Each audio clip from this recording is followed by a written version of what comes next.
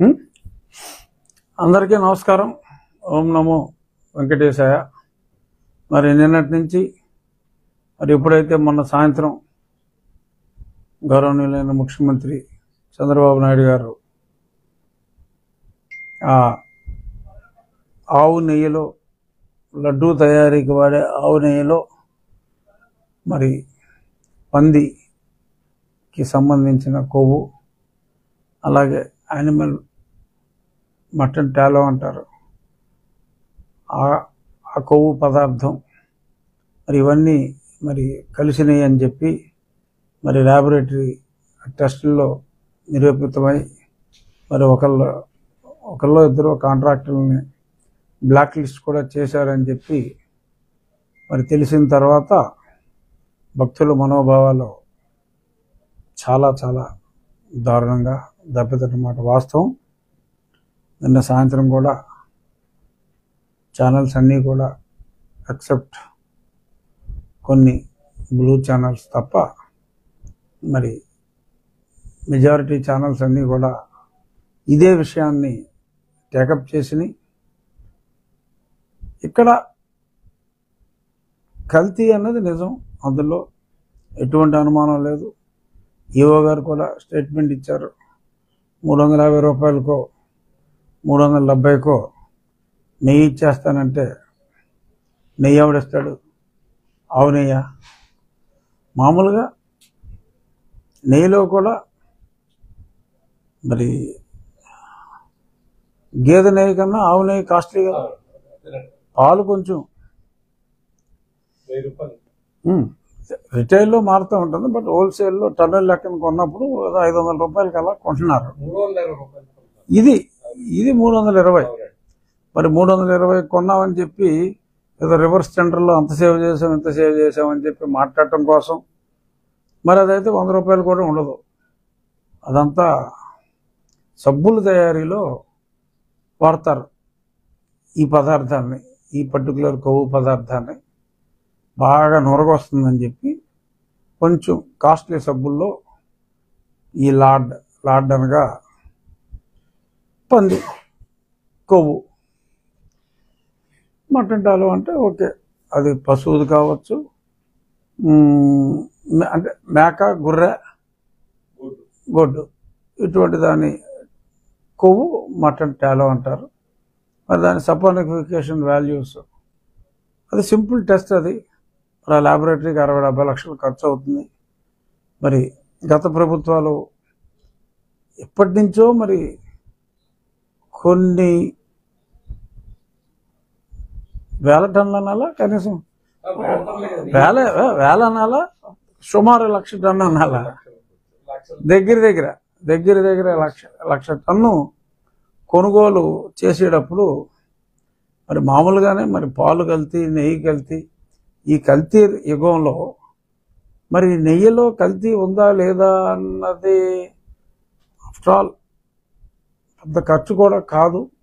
మరి ల్యాబొరేటరీ ఇప్పుడు దాకా మరి ఎందుకు లేదు మరి తిరుమల తిరుపతి దేవస్థానంలో అన్నది అది $1 బిలియన్ ప్రశ్న. ప్రభుత్వానికి సంబంధం లేదు. తిరుమల తిరుపతి దేవస్థానం ఇండిపెండెంట్ బాడీ. అంటే రాష్ట్ర ప్రభుత్వం ల్యాబొరేటరీ లేదని తప్పని నేను అన్నాను, ఎందుకంటే ప్రభుత్వాలు మారుతూ ఉంటాయి. బట్ దేవస్థానం అనేది సపరేట్ ఆర్గనైజేషన్ కాబట్టి ఆ ఈవోల్నే తప్పు పట్టాలి. ఎందుకంటే దారుణం. ఒక టెస్టింగ్ ల్యాబొరేటరీ ఉండుంటే 6 నెలలకు ఒకసారి ఏదో కన్సైన్మెంట్ వచ్చినప్పుడు యూనిఫామ్ శాంపుల్ ఎలా తెస్తారు? అక్కడ బోల్డ్ మేనేజ్మెంట్లు ఉంటాయి. ఓ ట్రక్ వస్తుంది, లైట్ ఉందమ్మ తీసి, ఒక ట్రక్ వస్తుంది, ఆ ట్రక్కు టెస్ట్ చేస్తారు, ఆ కన్సైన్మెంట్ అంతా ఇంకా వదిలేస్తారు. మరి అది కరెక్ట్ కాదు. సింపుల్ టెస్ట్, ప్రతి కంటైనర్ని ఒక శాంపుల్ తీసుకుని దాన్ని కంపల్సరీగా టెస్ట్ చేయవలసిన అవసరం ఉంది. Test cost is nothing. సుమారు 400 నుంచి 500 కోట్ల ఖరీదు చేస్తూ ఉంటే మరి అక్కడ ల్యాబొరేటరీ కూడా లేకపోవటం మరి చాలా దురదృష్టం. మరి అఫ్కోర్స్ చైర్మన్లకి పొలిటికల్ నామినేషన్లు అయిండొచ్చు, వారికి ఉండవలసిన ఏమంటారు నాలెడ్జ్ అనగా తెలుగులో జ్ఞానం, జ్ఞానం అంటే బాగోదు, నాలెడ్జ్ అంటే మర్యాదగా ఉంటుంది. లేకపోయినా మరి ఎగ్జిక్యూటివ్ ఆఫీసర్ మరి అంత కాస్ట్లీ మెటీరియల్ కొనేటప్పుడు టెస్టింగ్ అనేది డెఫినెట్లీ మ్యాండేటరీ. అది లేకపోవటం దురదృష్టం, దృష్టిలోపం కావచ్చు. ఇటువంటివన్నీ కూడా భక్తుల మనోభావాల్ని దృష్టిలో పెట్టుకుని చేయాలి. గత 5 సంవత్సరాల్లో ఖచ్చితంగా చెప్తున్నా, భగవంతుడికి భక్తుల్ని దూరం చేయటం ఎలా అనే క్రిమినల్ ఆలోచనతోనే బోర్డు నడిచిందన్నది పచ్చి నిజం. దానికి మూల కారణం జగన్మోహన్ రెడ్డి గారి మతం, అభిమతం. ఈ రెండు కూడా డెఫినెట్గా మరి ఎప్పుడు మరి నాకున్న సమాచారం, ఇది కొంచెం ఇంట్రెస్టింగ్గా ఉంటుంది బాబు, వినండి. నాకున్న సమాచారం మరి 1999లో మరి రాజశేఖర రెడ్డి గారు ఓడిపోయినప్పుడు, అప్పటికి మరి విజయలక్ష్మి గారు క్రైస్తవం ఉన్నప్పటికీ భర్త రీత్యా వారి కుటుంబం స్వతహాగా హిందూ కుటుంబం, మ్యారేజ్కి ముందు వారు తిరుపతి కూడా కొన్నిసార్లు వెళ్ళారు. చాలామంది అన్ని మతాలని దేవుడే అనే ఉద్దేశంలో ఉంటారు. బట్ అప్పుడు మరి ఎవరో పేర్లు అనవసరం, కానీ ఇతర దేవుడు ఎవరైనా కూడా క్రిస్టియానిటీలో ఆ దేవుణ్ణి కూడా సైతాన్గా భావిస్తారు. అదే మతంలోనే ఉంది. నేను ఒక్కడినే దేవుడను, మిగిలిన వారందరూ ఉంటుంది కదా. This is my information from lot of Christians, my Christian friends at least. So మరి అటువంటి భావం, మరి సైతాన్లను కూడా మరి ప్రార్థిస్తే ఇబ్బంది అని అనుకోవటం, యాదృచ్ఛికంగా మరి 2004లో ఆయన నెగ్గటం, 2009లో నెగ్గటం, మరి ఆ తర్వాత 14లో మరి కాస్త హిందూ కలర్ అంతా కూడా పాపం స్వరూపానంద గారు ఈయన్ని ఆ తర్వాత ఎన్నికల్లో ఓడిపోయిన తర్వాత కాస్త ముంచి అటు ఇటు మరి హిందూ కలర్ వేసిన తర్వాత మరి ఆయన నెగ్గటం, మరి నెగ్గిన తర్వాత తిరిగి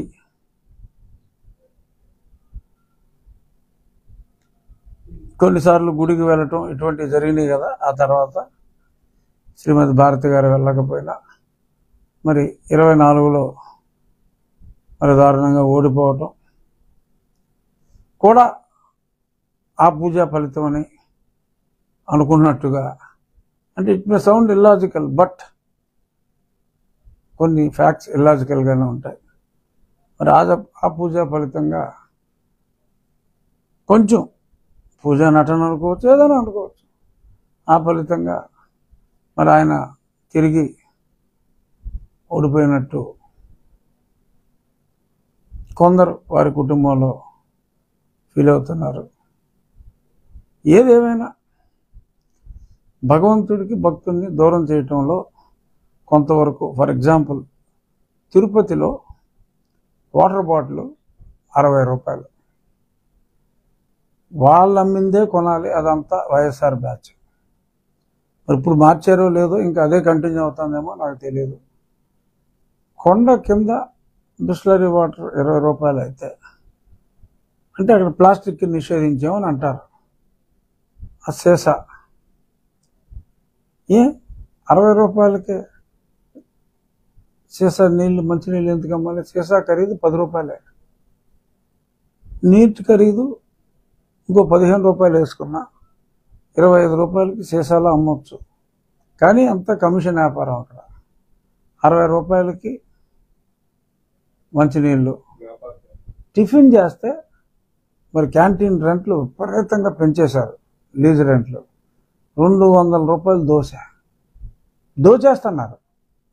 భక్తుణ్ణి దోపిడి, స్టోట్టపురం దొంగల్లాగా దోచేస్తున్నారు అక్కడ, అంత దారుణంగా. సో మరి భక్తుడు ఇంత దోపిడీకి గురైతే ఏమవుతుంది? విరక్తి కలుగుతుంది. ఇదేంట్రా బాబు, వేరే నీళ్ళు తాగలేడు, కంపల్సరీగా సుబ్బారెడ్డి గారి నీళ్ళు 60 రూపాయలు తాగాలి. ఎలా టిఫిన్ తినాలంటే? అయితే అన్నదానానికి వెళ్ళాలి, అక్కడ రష్. కొందరు ప్రసాదం తిన్న తర్వాత మళ్ళీ అక్కడికి వెళ్ళి తినక్కర్లేదు అనుకుంటారు. ఇక్కడ తింటే 2-3 రెస్టారెంట్లు ఇస్తారు ఫుల్గా. ఒకటి అఫీషియల్ రెంట్, ఇంకోటి అన్అఫీషియల్ దంచుడు. మరి వాళ్ళేమో జనాల మీద పడి తినాలి. మరి 200 రూపాయలు ఎట్టి టిఫిన్ సాధారణ భక్తులు తినగలరా? మరి ఇటువంటి కష్టాలన్నీ పెట్టేసి గతంలో ఇచ్చే పాలు కూడా ఇవ్వకుండా మరి చాలా దారుణంగా చిత్రహింసలకి, అంటే విచిత్ర హింసలకి భక్తుల్ని గురి చేసి మరి ఎంత డిమాండ్ తగ్గించాలని ట్రై చేసినా అలా కొత్త భక్తులు వస్తూనే ఉన్నారు. గతంలో 3 సార్లు వచ్చేవాళ్ళు, ఒకసారి రావచ్చు. బట్ అయినా ఆ స్వామి మహత్యం, వీళ్ళు ఎన్ని కుట్రలు చేసినా సరే వస్తూనే ఉన్నారు. భక్తుల సంఖ్య అయితే ఎన్ని కుట్రలు చేసినా పెరుగుతూనే ఉంది.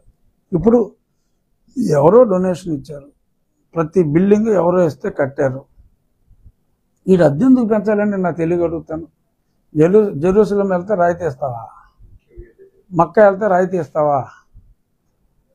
మరి ఇక్కడికి వస్తే ట్యాక్సుల మీద ట్యాక్సులు వేసేస్తావా? చేసా 60 రూపాయలకు అమ్ముతావా? మరి ఇప్పటికైనా సరే మా ప్రభుత్వం మరి చేసా 60 రూపాయలకే ఇంకా అమ్మనిస్తుందా? మరి శ్యామలరావు గారు అవన్నీ చూస్తున్నారా నాకు తెలియదు. బట్ మంచినీరుని సాధారణ ధరలకి తీసుకురావాల్సిన అవసరం ఉంది. అలాగే ఆ రూమ్ రెంట్లు కూడా, అంటే విఐపీలు ఒళ్ళుబలిసిన వాళ్ళు ఒక 5,000 రూపాయలు 10,000 చేసుకుంటే చేసుకో, కానీ సాధారణ భక్తులకి అలాట్ చేసే ఆ ఏటీజీలు ఇవన్నీ చాలా ఉన్నాయి. వాటికి వెంకటాద్రి ఇవి ఉన్నాయి కదా, చాలా నారాయణాద్రులు, ఇవన్నీ కూడా సడన్గా ఒక ఏసీ వేసేసి 2,000 చేశారు. ఒక ఏసీ వేసేస్తే 1,500 రూపాయలు రెంట్ ఎలా పెరిగిపోతుందండి. సో ఇది సాధారణ భక్తుడిని, ఆ భక్తుడికి 2 రూపాయలు మిగిలితే ఏం చేస్తాడు? హుండీలో వేస్తాడు. ఆ హుండీలో వేసి దాన్ని దోపిడీ చేయవలసిన అవసరం ఉంది. వెంకటేశ్వర స్వామికి అన్న డబ్బులు కరువా? రోజుకి 3.5 నుంచి 4 కోట్ల డబ్బు వస్తుంది, అయినా ఇంత దోచుకోవటం అవసరం ఉందా? భక్తులకి ఫెసిలిటీస్ ఎలా పెంచాలి? ఇవన్నీ చూడటం మానేసి ఒక ఇబ్బంది పెట్టే కమర్షియల్ ఆర్గనైజేషన్గా గత 5 సంవత్సరాల్లో అది మారిందన్నమాట పచ్చి వాస్తవం. ఒక భక్తుడిగా నేను చెప్తున్నా. వాటర్ కోసం చెప్పారు, ఇదే మీ కాన్స్టిట్యున్సీలో వాళ్ళే మేజర్ డోనర్ గా రాజు వెంకటేశ్వర ఫౌండేషన్ అత్యధిక ప్యూరిఫై ఆల్మోస్ట్ ఆల్ ఇండియాలో ఇచ్చారు. 20 కోట్లు ఖర్చు. దాన్నే అది ఈ బాటిల్ సిస్టమ్ రాకముందు అదే యూజ్ చేశారు. దాన్ని ఎందుకు టీటీడీ పక్కన పెట్టిందంటే దాన్ని తీసుకురావడానికి మీరు ఏమన్నా ట్రై చేస్తారా? భక్తుల్ని భగవంతుడికి దూరం చేసే ప్రయత్నంలో అది జరిగింది. ఇప్పుడు కొత్త రాబోయే ధర్మకర్తల మండలి కావచ్చు, ఇప్పుడున్న అడ్మినిస్ట్రేషన్ కొండ మీద వెంకయ్య చౌదరి గారు కానీ, కింద ఉన్న శ్యామలరావు గారు కానీ, మరి ఆ బోర్డు ఎప్పుడు ఫామ్ అవుతుందో మనకు తెలియదు. 3 నెలలుగా ఇవాళ రేపు అనుకుంటున్నాం. బట్ ఆలస్యమైన మరి అధికారులు అవన్నీ ఇమీడియట్గా యుద్ధ ప్రాతిపదికన టేకప్ చేయాలి. Best quality water treatment plant పెట్టడం జరిగింది. ఆ ట్రీట్ చేసిన వాటర్ని బాటిల్స్ టీటీడీ ఇవ్వచ్చు. ఆ వాటర్ని ఫిల్ చేసి టీటీడీ ఉచితంగా ఇవ్వచ్చు. ఆ సీసాలని మళ్ళీ హ్యాండ్ ఓవర్ చేయాలి. సీసాకి డిపాజిట్ తీసుకున్నారనుకోండి ఒక 20 రూపాయలు, ఆ సీసాలు ఇచ్చి ఒక కౌంటర్ పెట్టి ఆ సీసాలు ఇస్తారు, 20 రూపాయలు వెనక్కి తీసుకోవచ్చు. That's a great service. మంచినీళ్ళకి 50 రూపాయలు 60 రూపాయలు ఏంటండి? ఎవరు సొమ్ము దోచేస్తారు ఇక్కడ? ఇప్పుడు సమ్మర్ వచ్చింది, ఉచితంగా మజ్జిగ ఎంతమంది పెడుతున్నారు చలివేంద్రాల పేరుతో? భక్తుడికి నువ్వు మంచినీళ్ళు బాటిల్ ఇవ్వలేవా? ఎంత తీసుకుంటున్నారు ఆడి దగ్గర? ఆడికి 3 మంది నిలువు దోపుడు ఇస్తారు, వాళ్ళకి నువ్వు సీస మంచినీళ్ళు ఇవ్వలేవా? కష్టమా? తప్పది. ఎన్నో అసౌకర్యాలకి భక్తుల్ని గురి చేస్తున్నమాట వాస్తవం. ఈ 2 నెలల్లో ఎంత ఇంప్రూవ్ అయిందో నాకు తెలియదు. అందుకని నేను నెగ్గిన వెంటనే వెళ్ళా. ఆ తర్వాత కొంత ఆలస్యమైంది నేను వెళ్ళటం. డెఫినెట్గా ఇవన్నీ కూడా నేను ఎండోమెంట్స్ మినిస్టర్ గారికి, ఎందుకంటే అక్కడ ట్రస్ట్ బోర్డు లేదు కాబట్టి, ఎప్పుడు వస్తుందో మనకు తెలియదు కాబట్టి, ఇంకా లేదంటే ట్రస్ట్ బోర్డు వాళ్ళకి ఈసారి నేను ఏమన్నా కొత్త ట్రస్ట్ బోర్డు వచ్చేలోపు తిరుపతి వెళ్ళటం తటస్థిస్తే నేను శ్యామలరావు అండ్ వెంకయ్య చౌదరి వీళ్ళిద్దరినీ కూడా నేను మీట్ అయ్యి భక్తుల తరఫున నేను వాళ్ళకి చెప్పవలసింది చెప్తా. అలాగే ముఖ్యమంత్రి గారికి కూడా, ఎందుకంటే వెంకటేశ్వర స్వామి భక్తుల మనోభావాలు ఏ ప్రభుత్వానికైనా చాలా ముఖ్యం. వాళ్ళ మనోభావాలు హర్ట్ అవ్వబట్టే లేచిపోయింది గత ప్రభుత్వం. ఒక భక్తుడిగా నేను చెప్తున్నా, నేను వెంకటేశ్వర స్వామి భక్తుడిని. అటు సగం తప్పైపోయింది, నా మనోభావాలు దెబ్బతీసే. అర్థమైందా? అలాగే ఎన్నో కోట్ల మంది మనోభావాలు దెబ్బతీసి తను లేచిపోయాడు. ఎవరో కాదు, జగన్మోహన్ రెడ్డి ఓడించింది వెంకటేశ్వర స్వామి. ఇది నేను ఖచ్చితంగా చెప్పాలి. ఉండి నియోజకవర్గం నుండి టీటీడీ చైర్మన్ గా ఎక్కువ వెంకటేశ్వర అయ్యో దీంట్లో ఇప్పుడు నేను అడిగింది ఇది మనం మాట్లాడకూడదు. అది అంశాలు లేవనెత్తారో దాన్ని మీకు టీటీడీ బోర్డు చైర్మన్ ఇస్తే దాన్ని సెపరేట్ చేయగలరు. తప్పదు, మనం మాట్లాడకూడదు. స్వామి అనుగ్రహం ఎవరికుంటారు వెళ్ళిపోతుంది కానీ అది ఒక భక్తుడిగా మనకు అనవసరం అది. బట్ అక్కడ ఉన్న పరిస్థితుల్ని బాగు చేయవలసిన బాధ్యత అందరి మీద ఉంది, భక్తులందరి మీద ఉంది. ఒక భక్తుడిగా అది నా మీద ఉంది. నేను ఒక బాధ్యత గల ఎమ్మెల్యే పదవిలో ఉన్నాను కాబట్టి, ఎమ్మెల్యే అంటే ఉండికే ఎమ్మెల్యే కాదు. I got the responsibility to bring every fact to the concern department. నేనేమి ఉండికే గిరిగీసు కూర్చోను, నేను ఉండి ఎమ్మెల్యే అని. రాష్ట్రంలో ఉన్న ఏ ప్రజల ఇష్యూ అయినా సరే I can take it up. ఉండి ఎమ్మెల్యే అంటే ఉండి ప్రజలకే కాదు, ఆంధ్ర రాష్ట్ర ప్రజలకి ఏ ఇబ్బంది వచ్చినా I can represent their problems in the assembly or I can take it to the notice of the honourable chief minister. నా నియోజకవర్గ ప్రజల గురించే కాదు, ఒకసారి ఎమ్మెల్యే అయిన తర్వాత ఎక్కడ ప్రజల కష్టాలైనా సరే కన్సర్న్ పీపుల్ దగ్గరికి తీసుకెళ్లే హక్కు నాకుంది, ఆ బాధ్యత కూడా నా మీద ఉంది. సో అంచేత ఇష్యూలన్నీ కూడా నేను ముఖ్యమంత్రి గారి దగ్గరికి తీసుకెళ్తాను, దేవస్థానం ఈవో గారి దగ్గరికి, అడిషనల్ ఈవో గారి దగ్గరికి కూడా తీసుకెళ్తాను. ముందుగా ఆ మంచినీళ్ళ రేట్లు తగ్గించాలి,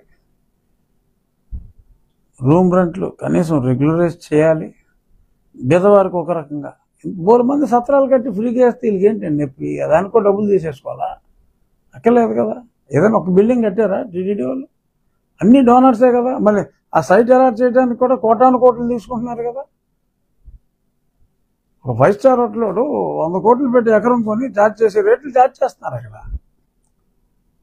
సో వాళ్ళు ఇక్కడ ఛార్జ్ చేయకపోతే గుళ్ళే వేసేస్తారు, డిబ్బీలో వేసేస్తారు.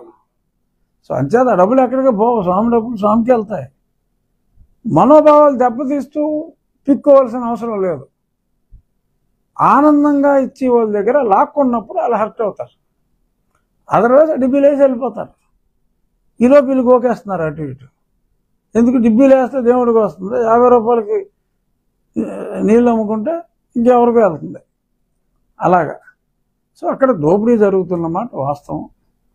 ఆ దోపిడీల్ని భక్తుల మనోభావాలు దెబ్బతినకుండా చూసుకోవాల్సిన బాధ్యత పాలకవర్గాన్ని. మరి నిన్న జరిగిన సంఘటన ఎంతోమంది భక్తుల్ని తీవ్రమైన మనోవేదనకి గురి చేసింది. తప్పదు, భక్తుల మనోభావాలు దెబ్బతిన్నా పత్తుల చంద్రబాబు నాయుడు గారు ఆ విషయం పబ్లిక్లో తీసుకురాక తప్పని పరిస్థితి. తీసుకురాకపోతే వీళ్ళు సరైన వాళ్ళు కాదు, వైఎస్ఆర్ వాళ్ళు. తర్వాత ఇదిగో ఇప్పుడు అంటున్నారు కదా, ఆల్రెడీ వాళ్ళ సాక్షులు అన్నాడు, ఇది జూన్లో మీది శాంపుల్, జూన్కి మీరు వచ్చేసారు కదా అని. బట్ ఆర్డర్ ఇచ్చింది ఆడ ఏప్రిల్లోనో మేలోనో ఆర్డర్ ఇచ్చేస్తే ఏం చేయగలరు? జూన్లో శాంపుల్ వచ్చిందంటే. సో మరి ల్యాబొరేటరీ కూడా లేకుండా చేశారు మరి వాళ్ళు. ఇప్పుడు ల్యాబొరేటరీ పెట్టి రెగ్యులర్గా టెస్టులు చేసి మరి నిన్న పెద్దలు సుబ్రహ్మణ్యం గారు సంప్రోక్షణ ఇవన్నీ కూడా చేసి జరిగిన ఆ దోషానికి మరి మళ్ళీ తిరిగి భక్తుల మనోభావాలు డెఫినెట్గా హర్ట్ అయినాయి. కాబట్టి మరి ఇప్పుడు మామూలుగా తినేవాళ్ళు కొద్ది రోజుల పాటు జగన్మోహన్ రెడ్డి లాగా వాసన చూసి తినే పరిస్థితి వస్తుంది. అఫ్కోర్స్ జగన్ వాసన చూసి పక్కన పెడతాడు తినడానుకోండి, కొంచెం భక్తులకు వాసన చూసి తినే పరిస్థితి కొద్ది రోజుల పాటు ఉంటే ఉండొచ్చు. బట్ గ్రాడ్యువల్గా అదేం ఉండదు. డెఫినెట్గా రాబోయే రోజుల్లో ఇవాళ మనం డిస్కస్ చేసినవి అన్నీ కూడా పరిగణలోకి తీసుకుంటారని ముఖ్యమంత్రి గారు కూడా వారికి చెప్తారని చెప్పి నేను మనస్ఫూర్తిగా ఆశిస్తున్నా. ఇక నా కేసు విషయానికి వస్తే మరి వాళ్ళ ఆర్గ్యుమెంట్స్ జరిగినాయి. సిద్ధార్థ లూత్రా గారు బెయిల్ ఎందుకు ఇవ్వకూడదో ఎక్స్ట్రాడినరీగా ఆర్గ్యూ చేశారు. అలాగే నా ఇంప్లీడ్ పిటిషన్లో న్యాయవాది ఉమేష్ చంద్ర కూడా అద్భుతంగా వాదించాడు. 24వ తారీఖుకి ఆ జడ్జిమెంట్ పోస్ట్ చేయడం జరిగింది. సో 24వ తారీఖు నా ఆశాభావం అయితే, అంటే ప్రొసీడింగ్స్ అన్నీ నేను విన్నాను కాబట్టి డెఫినెట్గా ఎటువంటి బెయిల్ అనేది మాజీ పోలీస్ అధికారికి ఇన్ని రోజులు పరారులో ఉన్నవాడికి వస్తుందని నేనైతే భావించట్లా. అఫ్కోర్స్ తీర్పు వచ్చిన తర్వాత మనం చూడాలి. మరి వాళ్ళ ఒక ప్రముఖ దినపత్రికలో సో వేగవంతంగా కూడా కదులుతుంది. కొద్దిమంది పోలీస్ అధికారులు కూడా బాగా, అంటే నన్ను కొట్టిన బ్యాచ్ కూడా దొరికారట. ఆ కొట్టిన బ్యాచ్ గ్రాడ్యువల్గా కొట్టించిన బ్యాచ్ వీళ్ళందరూ కూడా మరి దొరుకుతారని డెఫినెట్గా మళ్ళీ ఇలాంటి పిచ్చి పనులు చేయటానికి నేను తనులు తిన్నాను అయిపోయింది. కానీ నేను ఎందుకు పట్టుదలగా ఉన్నానంటే, అరే ఒక లా మేకర్ని తీసుకెళ్ళి మీరు ఇలా బాధపడేస్తారు, ఇంకా కామన్ మ్యాన్కి మనం ఏం మెసేజ్ ఇస్తున్నాం? ఇప్పుడు మళ్ళీ నేను ఒక ఎమ్మెల్యేగా మరి ఒక పదవి చేపట్టి ఇప్పుడు కూడా నాకు నేను న్యాయం చేసుకోకపోతే, నాకు ఈ ప్రభుత్వంలో కూడా న్యాయం జరగకపోతే, ఈ ప్రభుత్వంలో ప్రజాప్రతినిధులు ఏం చేయగలరు? ప్రభుత్వ ప్రతినిధులు ఇంకేం చేయగలరు? వ్యవస్థ మీద నమ్మకం పోయే ప్రమాదం ఉంది. కాబట్టి నా ఈ పోరాటం నేను కంటిన్యూ చేస్తున్నాను. తప్పకుండా నా ఈ పోరాటంలో డెఫినెట్గా అంతిమ విజయం అయితే న్యాయానికే దక్కుతుందనే పరిపూర్ణ విశ్వాసంతో అయితే నేనున్నా. సార్, మీరు ఇతను ఇంతకాలం నుంచి అబ్స్టాండర్డ్ లో ఉన్నా, మీరు హోమ్ మినిస్టర్ గారి దృష్టికి తీసుకెళ్లారు. ఇప్పటి వరకు ఆయన ట్రేస్ చేయకపోవడం కారణం ఏంటంటే, దీంట్లో బలమైన ఏమన్నా మీ పార్టీ నుంచి ఏమన్నా ఆయన బ్లెస్సింగ్స్ ఉన్నాయని అనుకోవచ్చా? మా పార్టీ నుంచి బ్లెస్సింగ్స్ ఉండే అవకాశం డెఫినెట్గా లేదు. బట్ మరి ఎంతైనా ఎక్స్ పోలీస్ కాబట్టి ఈ పోలీస్ శాఖలోనే మరి అతనికి కొంత కోఆపరేషన్ ఉందేమో అన్న అనుమానం అయితే నాకు పూర్తిగా ఉంది. మరి ఇన్ని రోజులు పట్టుకోకపోవటం చిన్న విషయంలో ఉంటేనే ఎక్కడ ఉన్నవాడు తీసుకొచ్చేస్తాం కదా సార్, ఇంత పెద్ద విషయం పట్టుకోవడం ఎంతవరకు రీజన్ అంటారండి? అంటే డెఫినెట్గా కొంత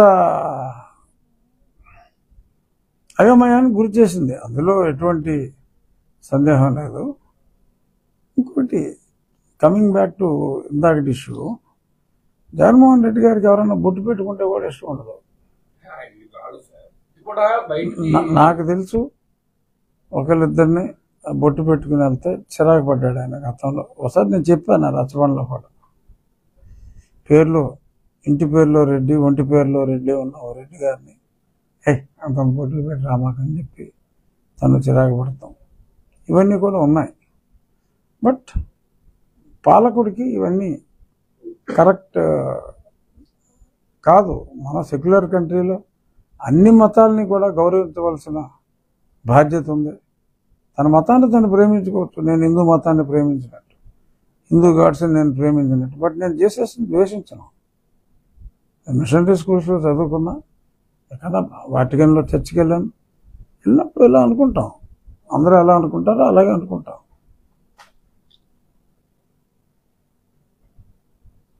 ప్రేమ వేరు, నమ్మకం వేరు. ద్వేషం ఉండకూడదు, కానీ అన్ఫార్చునేట్గా మరి ద్వేషం అనే అనిపిస్తుంది ఇవన్నీ కూడా చూసినప్పుడు. మరి తను ప్రజల్ని ద్వేషించకుండా, మరి భగవంతుడిని, ఇతర మతాల భగవంతుని కూడా ద్వేషించకుండా ఉండే మంచి బుద్ధి ప్రసాదించమని మళ్ళీ నా దేవదేవుడైన వెంకటేశ్వర స్వామిని ప్రార్థిస్తున్నా. సో సరే, నియోజకవర్గం పనులన్నీ బాగానే నడుస్తున్నాయి. ఇవాళ మోగల్లో అంతా ఓపెన్ చేసాం. ఒక ఫెసిలిటీ ఉంటే అది 2 షటిల్ కోర్ట్స్ కూడా, ఇండోర్ షటిల్ కోర్ట్ ఫెసిలిటీ కూడా SRKR కాలేజ్ వాళ్ళు ఇస్తా అన్నారు.